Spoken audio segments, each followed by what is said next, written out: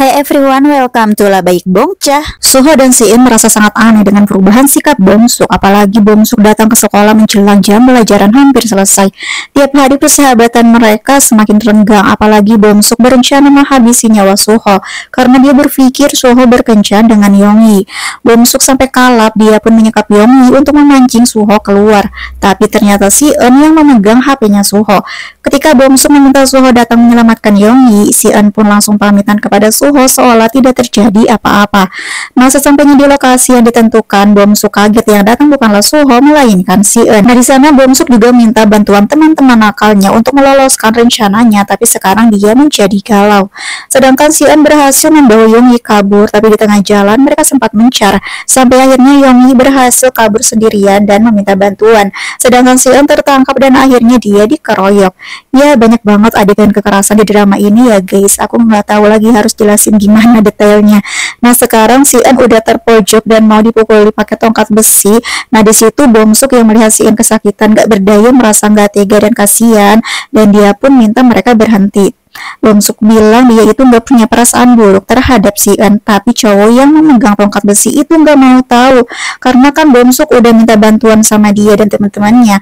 Gak peduli orang ini Suho apa bukan, yang jelas tadi juga Sein hampir aja mau menghabisi nyawanya. Dan akhirnya Bomsuk gak bisa berbuat apa-apa, dia pun pergi dan membiarkan Sein dipukuli besi sendirian. Tapi sebenarnya hatinya itu masih kasihan, soalnya incaran dia itu bukannya Sein tapi si Suho ya kan. Tiba-tiba ketika si cowok yang megang besi itu mau menghabisi nyawanya Sein, temannya datang dan berkata kalau ada polisi di bawah. Akhirnya si cowok itu yang melihat Sein kesusahan gerak, dia bilang jangan berpikir kalau Sein ini udah menang. Sedangkan Sein dengan muka sendu dan sedihnya cuma bisa dia memandangi langit-langit tempat yang sepi itu.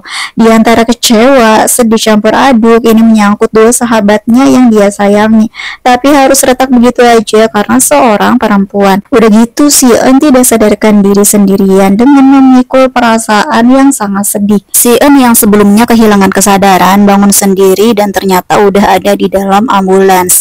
Dia melihat Yongyi lagi jelasin ke petugas siapa dalang pengeroyokan itu. Yongyi segera menghampiri Sein dan nanya kondisinya, tapi Sein bilang dia sendirian, gak ada siapa-siapa. Yongyi heran kenapa harus ditutupi.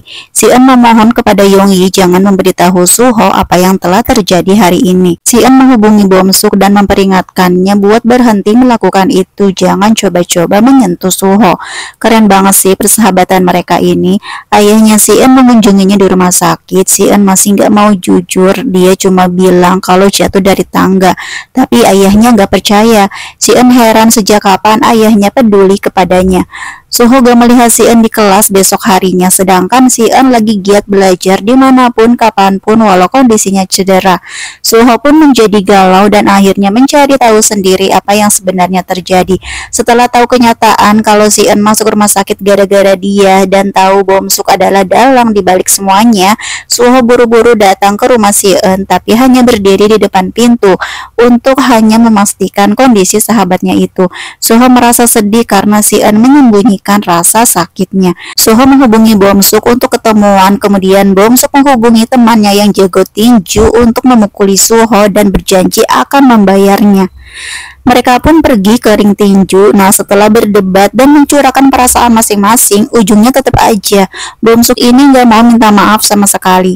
Akhirnya Suho dan temannya Bomsuk adu tanding di atas ring tinju. Entahlah dari awal sampai akhir drama ini emang banyak banget nampilin kekerasan. Terus ya aku juga sedikit takut sih liatnya. Sehingga akhirnya Suho pun kalah dan terkapar tidak berdaya. Belum puas cuman itu aja, Suho pun lanjut dipukulin sampai dia gak bergerak sama sekali, udah hampir mau tewas. Lama-lama Bomsuk jadi kasihan sama Suho, tapi udah telat boy. Walau dia mewek-mewek, tapi Suho nggak bergerak sama sekali. Lagian sih jadi orang itu yang bener napa ya, giliran lihat Sein dipukulin dia nggak mau.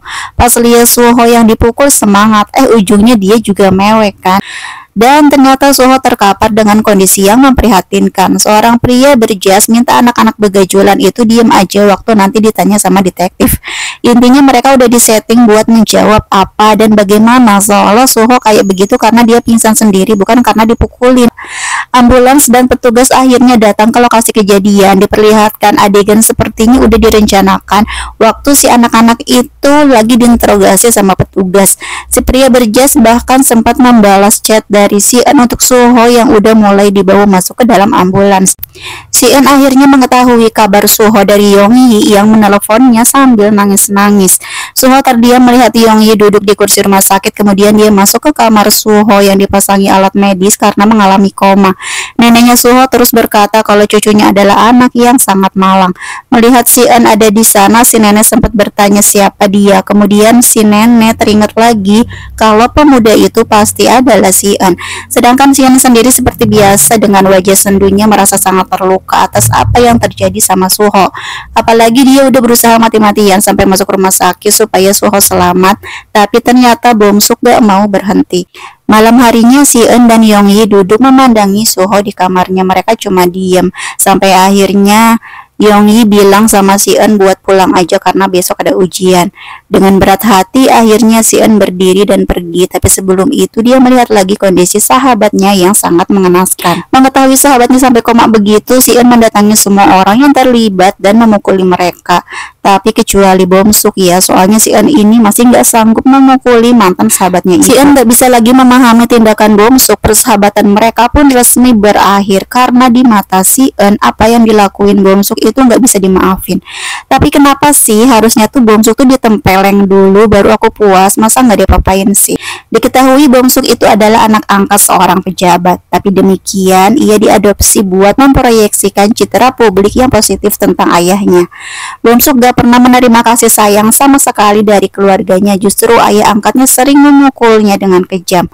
Setelah mengetahui perbuatan anaknya, ayahnya Bong-suk segera mengirimnya ke Filipina dan bersekolah di sana, dengan harapan Bong-suk tidak merepotkan ayahnya lagi. Dengan muka sendu, galau dan sedih, si Eun duduk di samping Suho. Si Eun gak ngomong apa-apa, dia cuma diem aja, kemudian seperti ketiduran di kursi itu.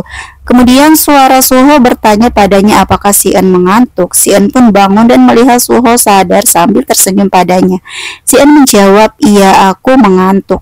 Si Eun lalu minta maaf pada Suho, tapi Suho juga balik nanya buat apa dan untuk apa. Suho juga minta maaf kepada si Eun dan percakapan itu rupanya cuma hayalan si Eun aja karena kenyataannya Suho masih koma. Si Eun nangis lagi dan entah kenapa aku sangat terpukau sama acting doi di sini, sesuai judulnya ya, kelihatan lemah orangnya. Kemudian karena si Eun ikut menghajar para pembuli yang mengeroyok Suho hingga koma, ayahnya Bong-suk sempat mau menuntut si Eun supaya dia masuk ke penjara anak. Tapi karena si Eun punya bukti berupa video Bong-suk ikut memukuli Suho, hukumannya diperingan dengan syarat video itu gak boleh diserahin ke polisi. Si Eun pun setuju dan akhirnya dia pindah sekolah. Di sekolah barunya, si Eun kembali sekelas dengan orang-orang yang suka membuli, bahkan dia ketemu musuh lamanya. Sedangkan nasibnya Suho masih gak jelas karena di adegan terakhir dia masih terbaring koma di rumah sakit.